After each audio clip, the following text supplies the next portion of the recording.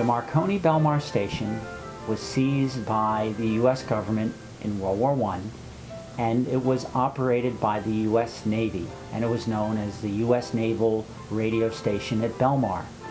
In charge of the station was an officer named A. Hoyt Taylor, and one of his more famous staff was Leo Young. And they did all kinds of cutting-edge work at the station besides sending the most important messages of that war back and forth between the United States and Europe. For example, one of the cutting-edge research they did was static elimination. Why was wireless dots and dashes? Why didn't they just go to voice radio?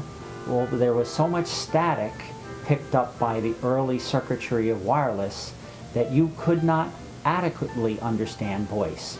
So what they did was a Canadian named Roy Weingart created a circuit that balanced out the static so you could hear wireless more clearly. In fact, they could actually hear messages being sent in between the different German states and were able to relay that information to Washington. When this message, or when this new invention was made public after the end of World War I, it was declared the most important wireless advance of the decade, and it heralded the end of wireless as they knew it, because those 400-foot towers that graced Camp Evans and many of the large wireless stations around the world were now obsolete and no longer needed.